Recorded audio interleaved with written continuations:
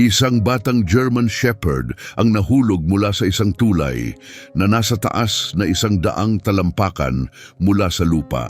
Napahinto ang lahat ng nakasaksi, hawak ang hininga, sigurado na nakakita sila ng isang trahedya. Pero ang sumunod na nangyari ay nagpatigil sa kanila at hinamon ng lahat ng kanilang pinaniniwalaan. Maghanda para sa isang makapangyarihang kwento ng pagkaligtas, di mapaniniwala ang tapang at isang sunod-sunod na pangyayari na parang imposible kung iisipin. Ito ang hindi malilimutang kwento ni Argo, isang 3 buwang gulang na German Shepherd na ang nakagugulat na pagkahulog ang naging simula ng isang pambihirang karanasan. Ang Riverside Bridge ay isang kamangha-manghang likha ng inhinyeriya na nakausli sa ibabaw ng mabilis na agos ng Colorado River. Mula sa taas na 100 talampakan, tanaw dito ang napakagandang tanawin at paboritong puntahan ng mga lokal at turista, lalo na tuwing maaraw na hapon tulad ng araw na iyon ng Mayo. Si Elena Ortega, isang 34 na taong veterinaryo, ay napiling mamasyal kasama ang kanyang alagang si Argo sa tulay ng gabing iyon. Si Argo, na halos tapos na sa kanyang mga bakuna, ay ngayon lang pinayagang lumabas at tuklasin ang mundo sa labas ng kanilang bakuran. "Dahan-dahan lang, Argo," malumanay na sabi ni Elena habang hinihila ng masiglang tuta ang kanyang bagong tali, sabik na amuyin ang bawat sulok at tunog. Ang kanyang malalaking paa at malalambot na tainga ay palatandaan ng malakas na asong magiging siya balang araw, ngunit sa ngayon siya ay puno lamang ng sabik at kabado. Maraming tao sa tulay gaya ng nakagawian tuwing gabi. Huminto si Elena sa kalagitnaan ng tulay upang namnamin ang tanawin habang si Argo ay nakaupo sa tabi niya, masayang kumakaway ang buntot sa sahig. Biglang dumaan ang isang bisikleta, mabilis at biglang lumiko upang umiwas sa isang taong naglalakad. Nagulat si Argo sa biglaang galaw at napaatras sa takot. Naramdaman ni Elena na nabitawan niya ang tali. At si Argo ay biglang humulagpos, nalaglag ang kanyang kwelyo. "Argo, manatili ka!" sigaw ni Elena. Nanginginig ang boses pero nanaig ang takot. Umatras si Argo hanggang sa mapunta sa harang ng tulay. Sa normal na pagkakataon, mapipigilan sana siya ng harang. Ngunit dahil sa pinsalang dulot ng bagyo kamakailan, may bahagi ng harang ang nasira. Sapat ang luwang para makalusot ang isang maliit na tuta.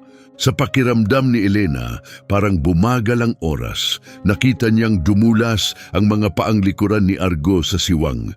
Kinayod ni Argo ang semento gamit ang mga harapang paa, takot na takot ang mga mata. Inabot siya ni Elena, nahaplos pa ang kanyang balahibo pero huli na. "Huwag!" sigaw niya habang nalaglag si Argo sa siwang. Sa ibaba, ang Colorado River ay nagngangalit sa lamig ng tubig mula sa tagsibol, puno ng matutulis na bato at malalakas na alon. Ang ganong pagkahulog ay maaaring ikamatay ng isang tao, lalo na ng isang 15 libang tuta. Si Daniel Martens, isang 28 anyos na kayaker na naghahanda sanang maglayag pababa ng ilog, ay nakakita sa paglaglag ng tuta. Wala nang inaksayang oras, itinulak niya ang kanyang kayak sa tubig at sagarang lumayag patungo sa lugar kung saan lumubog ang tuta. Sa ibabaw ng tulay, tumakbo si Elena papunta sa daanang patungo sa ilog, kabog ang dibdib na parang sasabog. Halos imposibleng mabuhay pa si Argo. Ang pagkahulog pa lang ay maaaring nakamamatay na. Isama pa ang malamig at rumaragasang tubig, halos walang pag-asang matira. Ngunit biglang napasinghap ang mga tao. Mga 30 yarda mula sa pinangyarihan, may lumutang sa tubig. Isang maliit, basang ulo, nagpupumilit na manatiling nakalutang. Buhay si Argo at nagsisimula pa lang ang milagro. Ginabayan ni Daniel ang kanyang kayak sa gitna ng malalakas na alon, ang mga matay nakatutok sa nahihirapang tuta. Ginamit ni Argo ang lahat ng lakas para manatili sa ibabaw, pero tinatangay siya ng agos. "Kaya mo yan, maliit na kaibigan," sigaw ni Daniel. kahit alam niyang hindi siya maririnig ni Argo. Nakapaglitas na siya ng mga hayop noon pero hindi kailanman sa ganitong panganib. Samantala, sa gilid ng ilog tumatakbo si Elena na dadapa sa mga bato at dumaraan sa makakapal na damo habang ang isip ay nagpapalitan ng kanyang instinct bilang doktor at ang lumalalang takot sa kanyang puso. Please, bulong niya ng paulit-ulit, umaasang may makarinig kahit sino. Muling lumubog si Argo sa tubig, ngunit muling lumitaw, mas malayo na sa agos. Mabilis siyang nanghihina. Bahagya na lang siyang nakakapanatiling nakalutang at ang kanyang paglangoy ay mahina at hindi pantay. Ibinigla ni Daniel ang sagwan sa ilog mas madiin upang bumilis ang takbo. Malapit na siya, mga 15 talampakan na lang ang layo niya mula sa tuta na pilit lumalaban sa agos. Pero hindi niya nakita ang panganib sa unahan. Sa ilalim ng tubig, may isang malaking punong kahoy na nakabaon. Ang mga sanga nito'y nakausli sa agos na parang bitag. Diretsyong patungo si Argo rito. Pagkatapos, may hindi inaasahang nangyari. Isang makapal na sangang palutang-lutang malapit sa kanya ang biglang gumalaw, parang may sariling kilos, at sumingit sa pagitan ni Argo at ng gusot ng mga sanga. Sa halip na bumangga sa nakatagong patibong, si Argo ay tumama sa sanga at dahil dito'y nabigyan siya ng mahalagang sandali ng kaligtasan. Hindi na nagsayang ng oras si Daniel para tanungin kung paano nangyari iyon. Sumagwan siya ng mabilis, inabot ang paddle patungo sa tuta. Kapit lang kaibigan, parang ginabayan ng instinct o baka dahil sa matinding takot, iniangat ni Argo ang kanyang mga harapang paa sa paddle. Maingat na pinihit ni Daniel ang kayak palapad at iniahon ang basang tuta papasok. Pero may isa pang pagsubok ang ilog. Isang biglaang pagtaas ng puting tubig ang sumalubong sa kanila. Umalog ng husto ang kayak ng sumalpok sa alon. Mahigpit na yumakap si Daniel kay Argo upang siya'y protektahan. Sa gitna ng tensyong iyon, may hindi kapanipaniwalang nangyari. Hindi kumilos si Argo. Hindi siya nagpumiglas o nagpanik. Sa halip, dumikit siya sa dibdib ni Daniel, buong tiwalang nagpasaklolo. Sapat na ang sandaling iyon ng pagtitiwala. Inayos ni Daniel ang balanse ng kayak at matagumpay silang nakalusot sa rumaragasang tubig patungo sa mas kalmadong bahagi ng ilog. Habang papalapit sila sa pampang, sinalubong sila ni Elena, mabilis na pumasok sa tubig kahit ito'y tumalsik sa kanyang mga tuhod. Maingat na iniabot ni Daniel ang basang-basang tuta sa mga bisig ni Elena. Tumingala si Argo sa kanya at banayad na pumalo ang kanyang buntot bago siya nawala ng malay sa pagod. Buhay siya, bulong ni Elena, halos hindi makapagsalita habang umaagos ang luha sa kanyang pisngi. Mahigpit niya itong niyakap, mabilis na sinuri ang kalagayan nito. Dumating agad ang mga emergency responders kasama si Dr. Thomas Garcia, isang veterinaryo na nasa malapit nang dumating ang tawag. Agad siyang sumama kay Elena sa tabing ilog upang suriin si Argo. Parang may mali, mahinang sabi ni Dr. Garcia habang chine-check ang mga binti, gulugod at tiyan ni Argo. Ang pagbagsak mula sa ganung taas ay dapat nagdulot ng malubhang pinsala. Sa minimum, dapat may nabali. Pero walang nabaling buto. Walang panloob na pinsala. Wala man lang pilay. Maliban sa ilang gasgas, bahagyang hypothermia at matinding pagkapagod. Binalot ni Elena si Argo sa mainit na kumot habang unti-unti na itong tumigil sa panginginig. Hindi ito dapat posible, mahinang sambit niya habang yakap-yakap ang tuta, pero nandito siya. Ang hindi alam ng kahit sino noon ay ang kamanghamanghang kaligtasan ni Argo ay hindi lang isang himala. Ito ang simula ng isang bagay na mas malaki, isang bagay na magbubukas ng kanilang mga mata sa mas malalim na ugnayan ng hayop sa mundo sa kanilang paligid. Kinagabihan nanatili si Argo sa klinika ni Elena para sa obserbasyon. Sa kabila ng lahat, unti-unting bumuti ang kanyang lagay. Pagsapit ng umaga, gising siya, maayos ang pagkain at parang walang nangyari, maliban sa bahagyang pagpilay sa kanyang kanang paa sa likod. Hindi ko pa nakita ang ganito, sabi ni Elena kay Daniel nang dumalaw ito upang kumustahin si Argo. Ang ganong pagkahulog ay dapat nakamamatay na at kahit papaano siyang nakaligtas sa pagbagsak, ang lamig at pagkapagod ay dapat nagdulot ng matinding pinsala. Pumalo ang buntot ni Argo nang marinig niya ang boses ni Daniel at tumayo ang kanyang mga tenga na tila nakilala ito. Nang lumuhod ang kayaker, masigla niyang dinilaan ang kamay nito. Mukhang naalala niya kung sino ang nagligtas sa kanya, sabi ni Elena na may ngiti. Ikaw ang bayani niya. Umiling ng bahagya si Daniel. Masaya lang akong nandun ako nung kailangan niya ako, pero yung sanga na siyang pumigil sa kanya bago siya tumama sa mga sanga sa ilalim? Hindi yon pangkaraniwang aksidente. Wala pa akong nakitang agos ng tubig na gumalaw ng ganon. Pagkatapos, may nangyaring kakaiba. Biglang tumahimik si Argo, ang tingin nakatuon sa bintana ng klinika. Sa labas, biglang dumilim ang langit kahit malinaw ang taya ng panahon. Kakaiba yon, sabi ni Elena. Wala namang bagyong inaasahan ngayon. Ilang minuto pa lang ang lumipas, biglang kumidlat sa itaas at bumuhos ang ulan. Naramdaman ni Argo ang bagyo kahit wala pang ulap sa langit. Sa mga sumunod na araw, napansin ni Elena ang mas maraming kakaibang kilos. Re-react si Argo sa doorbell ilang segundo bago pa ito tumunog. Tumitigil siya sa tabi ng kanyang walang lamang mangkok ng tubig bago pa mapansin ni Elena na kailangang lagyan ito. At ang pinakanakakagulat, sinisimulan niyang iabot ang telepono ni Elena bago pa ito tumunog na parabang alam niyang may tatawag. Siguro nagkataon lang, paulit-ulit niyang sinasabi sa sarili, pero sa bawat bagong pangyayari, mas lalo siyang nagdududa. 2 linggo matapos ang aksidente, nagpasya si Elena na dalhin si Argo malapit sa Riverside Bridge. Ngunit nanatili silang malayo sa mismong istruktura. Habang papalapit sila sa pampang, tumigil si Argo. Nanigas ang katawan niya, alerto ang mga tenga, kumikilos ang ilong.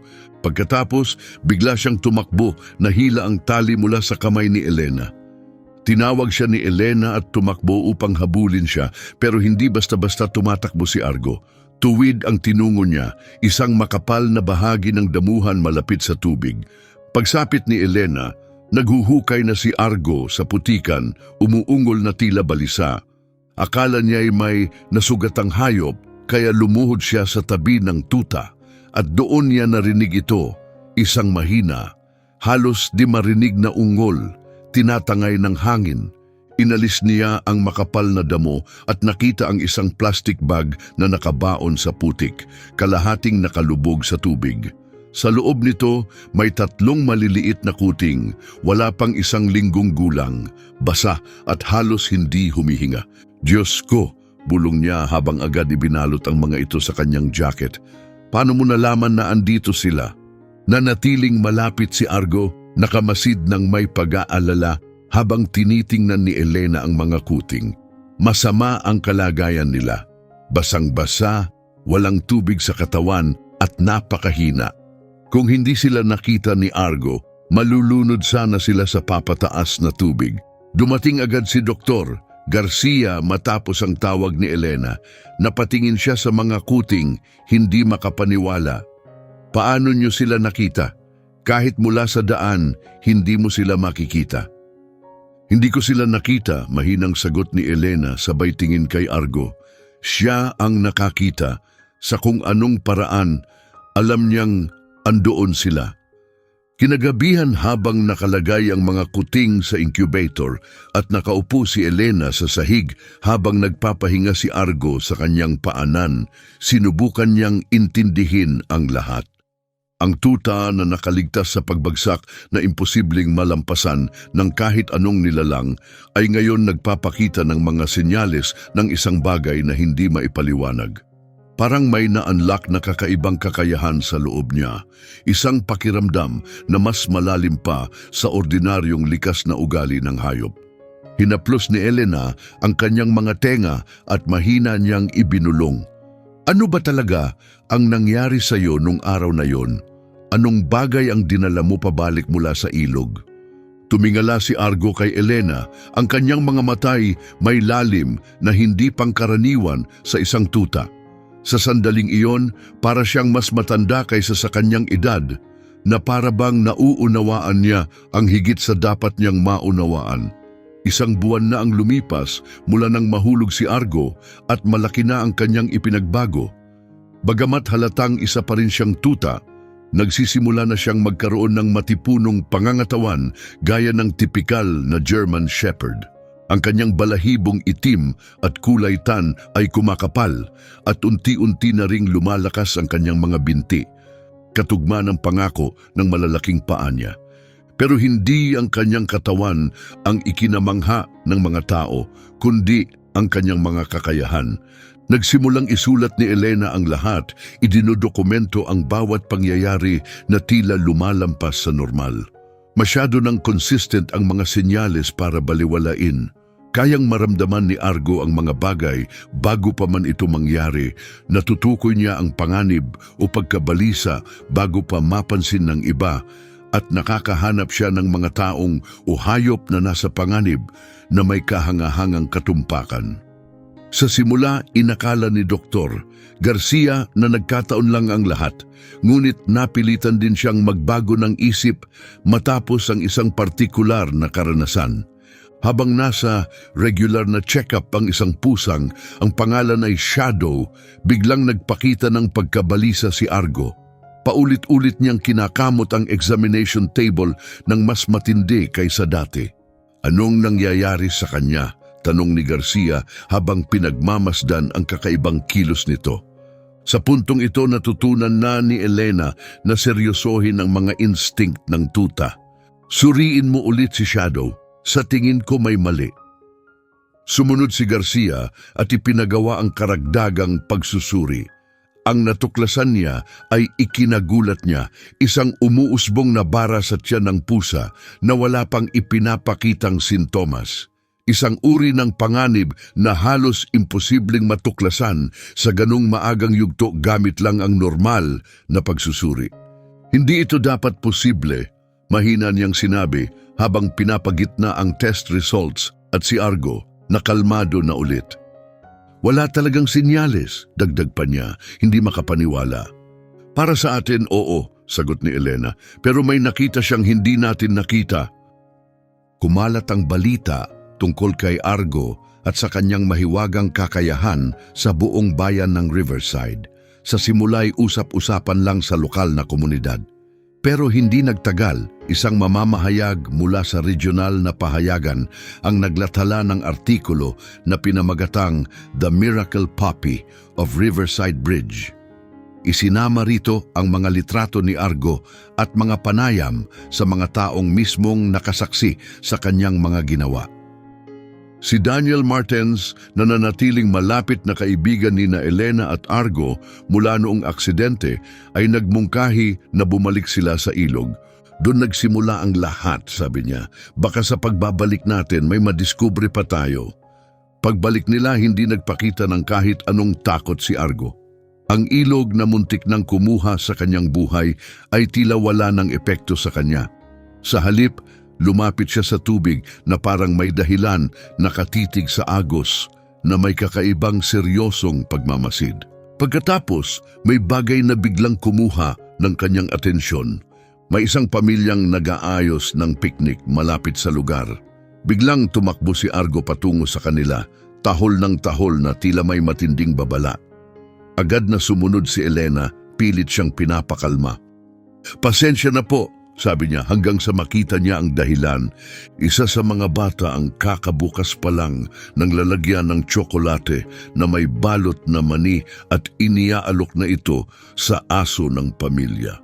Sandali lang, sigaw ni Elena. Delikado yan, nakakalasong tsokolate sa mga aso.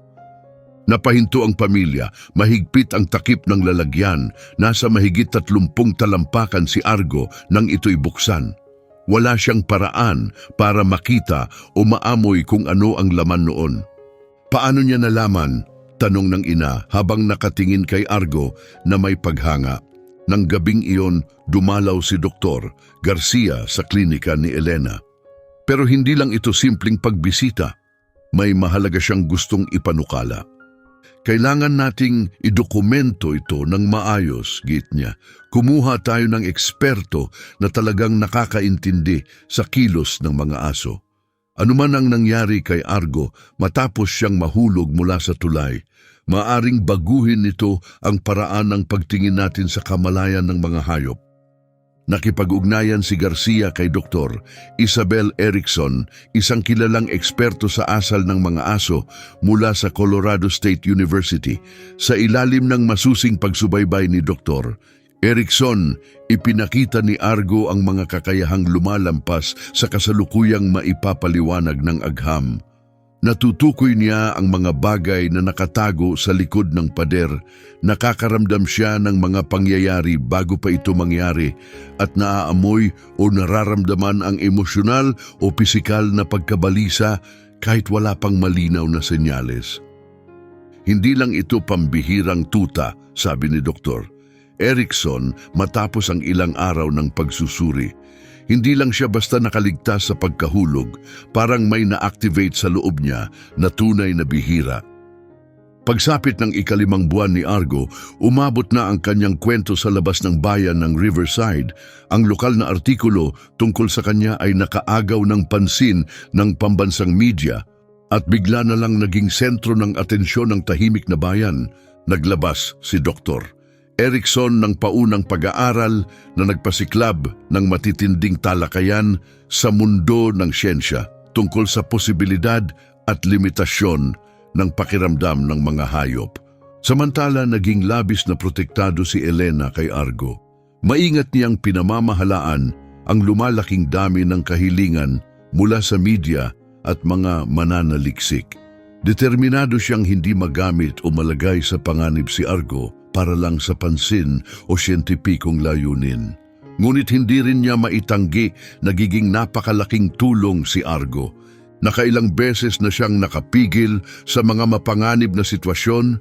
Isang beses ay nang abisuhan niya ang isang bisita sa klinika tungkol sa kondisyon sa puso na hindi pa nito alam. At minsan pa ay nang bigyan niya ng babala si Elena tungkol sa nakatagong problema sa kuryente bago ito magdulot ng seryosong pinsala.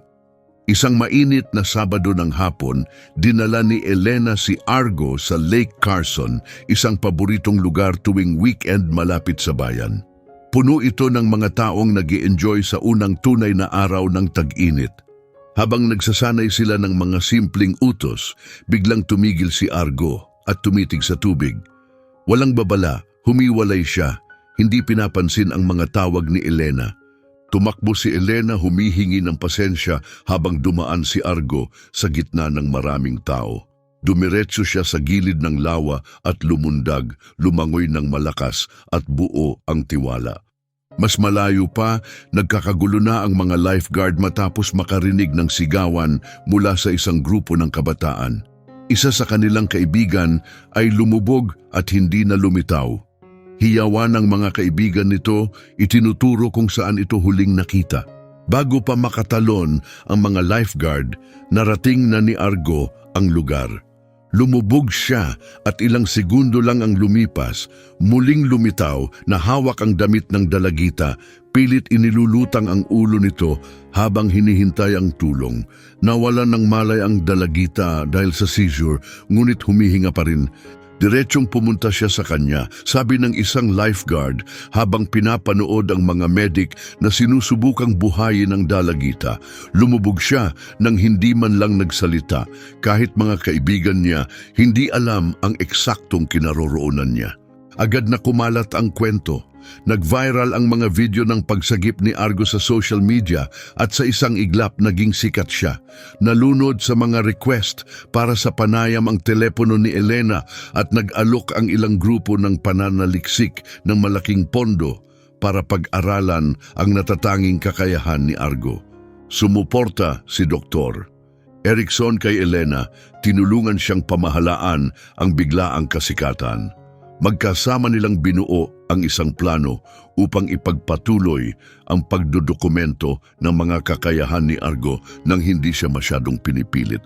Parang lalo pa siyang lumalakas, obserbasyon ni Dr. Erickson sa isa sa kanilang regular na pagsusuri. Lalong lumalalim ang pakiramdam niya at nagiging mas eksakto ang mga kilos niya. Napatunayan ito isang gabi nang biglang huminto sa pagkain si Argo at lumapit kay Elena na may matinding pagkabahala. Tiwala sa instinct ng tuta, sumama siya papunta sa sasakyan. Kahit wala siyang ideya kung bakit, hinayaan niyang pangunahan siya ni Argo sa ilang liko, palabas ng bayan patungo sa mga burol.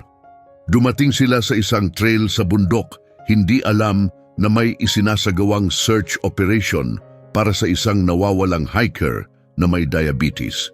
Walang pag-aalinlangan, nanguna si Argo, ginabayan sila palayo sa pangunahing daan at papasok sa masukal na bahagi na hindi pa nararating ng mga search team. Sa loob lang ng kalahating oras, natagpuan niya ang nawawalang lalaki.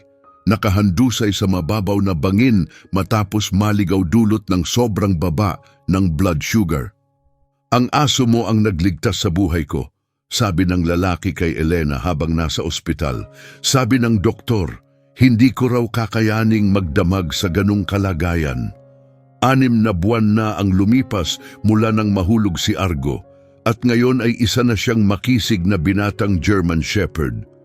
Bagaman nasa maagang yugto pa rin ng kanyang pagiging adulto, kumikilos siya na parang isang veteranong asong nagtatrabaho, mahinahon at may kumpiyansa. Masayahin pa rin siya, pero sa tuwing kinakailangan ang kanyang kakaibang kakayahan, isang kahangahangang seryosong aura ang bumabalot sa kanya. Pinalawak ni Dr. Erickson ang kanyang pananaliksik at bumuo ng isang grupo ng mga eksperto sa neurology, animal cognition at maging sa theoretical physics. Paulit-ulit, hindi akma ang kanilang mga resulta sa alinmang kilalang balangkas ng agham.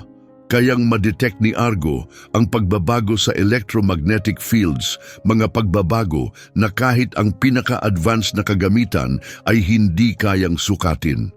Natutukoy niya ang mga pisikal na pagbabago sa tao bago pa man lumitaw ang anumang sintomas. At ang pinakanakakagulat, may mga pagkakataong tila alam niya kung ano ang mangyayari, minuto o kahit oras bago ito mangyari. Ang utak niya ay nagpoproseso ng impormasyon sa paraang hindi pa natin kailanman nakita. Paliwanag ni Dr. Erickson habang sinusuri ang pinakabagong brain scans. Parang binago ng pagkahulog ang koneksyon ng kanyang isip at nagbigay sa kanya ng access sa mas malalim na antas ng kamalayan na hindi naabot ng karamihan sa mga nilalang. Isang malamig na umaga ng taglagas, nagising si Elena at nakita si Argo na nakaupo sa tabi ng kanyang kama, matamang nakatingin sa kanya. Ang ganoong titig ay malinaw na senyales na may mahalagang nangyayari. "Ano yon, Argo?" tanong niya, agad na alerto. Inakay siya ni Argo palabas. Tahimik ang paligid, kalmado ang umaga at wala pang gumigising sa kapitbahayan. Pero naninigas ang katawan ni Argo at nakatuon ang kanyang tingin sa mga bundok sa kanluran.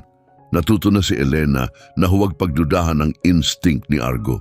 Nag-impake siya ng gamit pang emergency, isinakay si Argo sa sasakyan at nagsimulang magmaneho papunta sa kabundukan. Walang tawag, walang babala, pero tinuruan na siya ng karanasan na madalas ay nauuna si Argo sa lahat.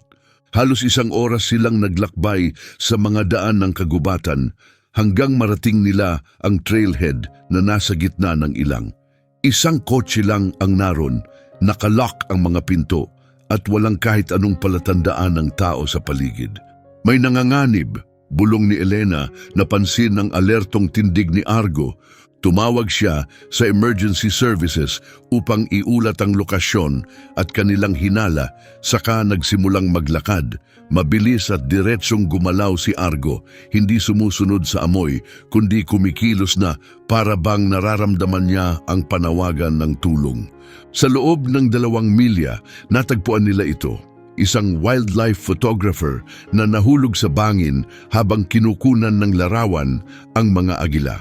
Bagaman hindi malubha ang mga sugat, nabalian siya ng bukong-bukong at hindi makagalaw magdamag. Nasira rin ang kanyang cellphone sa pagbagsak. "Paano niyo ako natagpuan?" tanong ng babae habang marahang binabalutan ni Elena ang kanyang binti. "Wala ni isa ang may alam na pupunta ako rito. Nagbago ako ng plano sa huling sandali." Tinuro ni Elena si Argo na nakatayo sa malapit, alerto habang pinagmamasdan ng paligid na parabang laging handa. Alam lang niya na kailangan mo ng tulong. Mas lalo pang naging kahanga-hanga ang pagsagip ng malaman nila ang isang detalye matapos ang insidente. Si Marta Herrera, ang photographer, ay nawala ng ulirat at nagkakamalay mula sa lamig at sakit. Sa mga sandaling malinaw ang kanyang pag-iisip, iniisip niyang may darating para iligtas siya. Sa hindi maipaliwanag na dahilan, paulit-ulit niyang iniisip ang isang German Shepherd na darating upang iligtas siya. "Wala akong ideya kung bakit German Shepherd ang naiisip ko," sabi niya kay Elena habang naghihintay sila ng helicopter. "Hindi pa ako nagkaroon ng aso, pero ang imahe na yon nananatili sa isipan ko.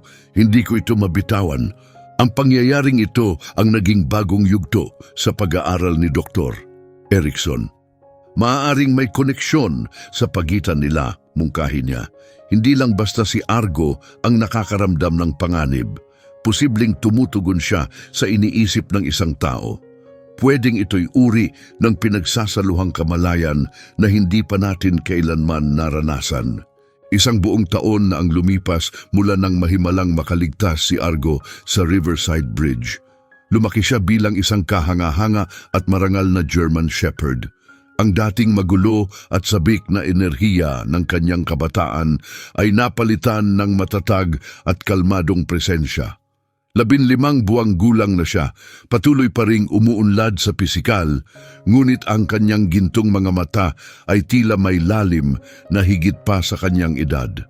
Bilang paggunita sa anibersaryo ng kanyang pagbagsak, dinala siya ni Elena sa isang paglalakad sa tabi ng ilog. Sumama rin si Dr. Erickson, dala ang kanyang palagiang journal ng pananaliksik. Sa nakaraang taon, nakolekta na niya ang napakaraming obserbasyon sa mga kahanga-hangang kakayahan ni Argo na bumuo ng isang case study na walang katulad sa mundo ng agham. Nakatukoy na kami ng 17 natatanging anyo ng pinalawak na perception, banggit ni Dr. Erickson habang naglalakad sila. Mula sa kakayahang maramdaman ang pagbabago sa electromagnetic field hanggang sa isang bagay na maituturing kong pagbabahagi ng kamalayan. Nakakaranas siya ng mga level ng realidad na hindi naaabot ng karaniwang nilalang. Nakikinig si Elena, ngunit ang atensyon niya ay nasa kay Argo, na kumikilos na para bang may malinaw na layunin. Paulit-ulit ang tingin ng tuta sa tulay, ang lugar kung saan nagbago ang lahat. Gusto niyang umakyat doon, mahina niyang sabi. Mula kaninang umaga, palihim niya tayong dinadala sa daan ng paakyat. Nagalinlangan si Dr. Erickson. Tingin mo ba ligtas yun? Baka bumalik ang trauma sa kanya. Pero buo ang tiwala ni Elena sa instinct ni Argo. Kung pinili niyang bumalik, may dahilan siya.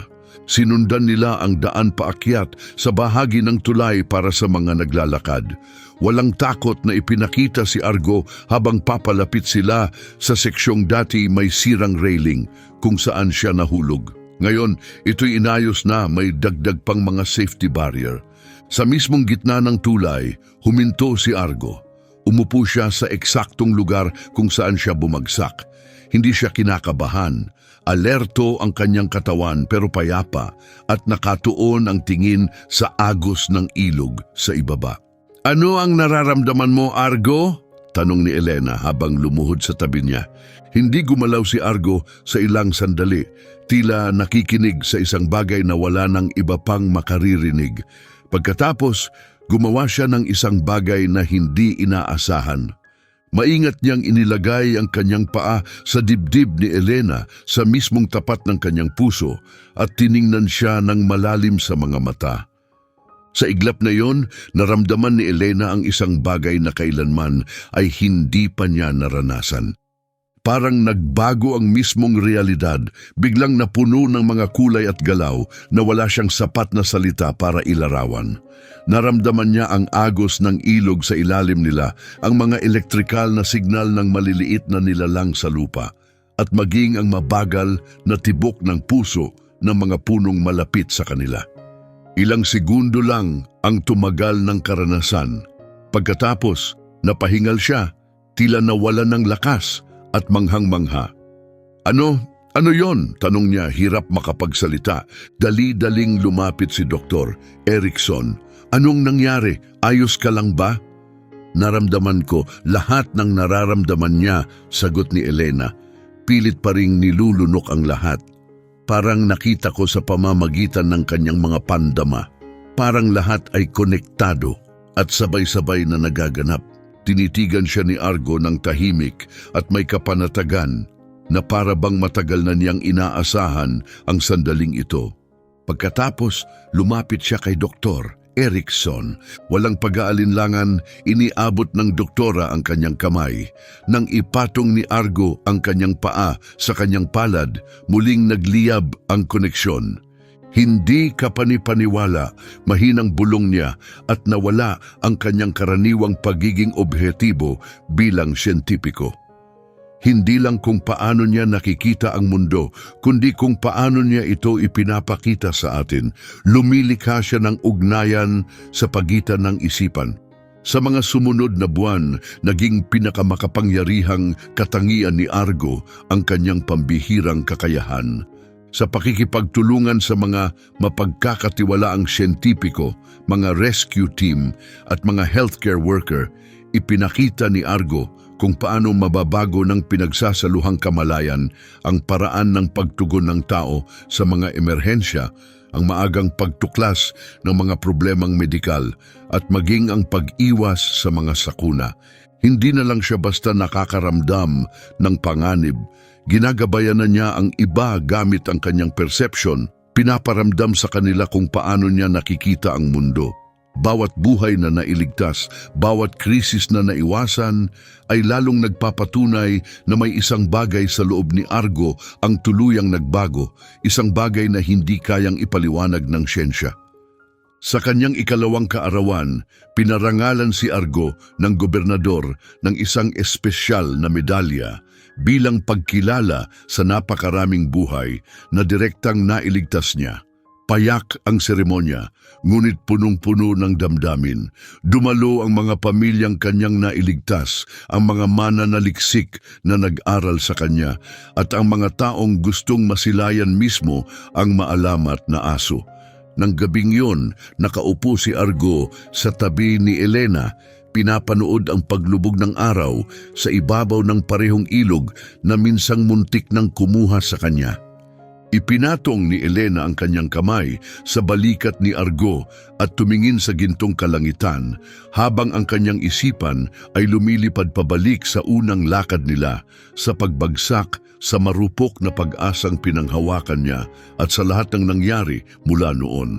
Ang batang asong nahulog mula sa Riverside Bridge ay hindi lang basta nakaligtas sa imposibleng pangyayari. Bumalik siyang nagbago, bit-bit ang isang bihirang kaloob, isang sulyap sa mas malalim na antas ng kamalayan na hindi kayang maabot ng karamihan. At higit pa roon, kaya niya itong ibahagi, isang tunay na himala. Iyon talaga ang nakatadhana, mahina niyang sabi, nanginginig ang tinig. Hindi ka lang basta nabuhay, bumalik ka para may ituro sa amin.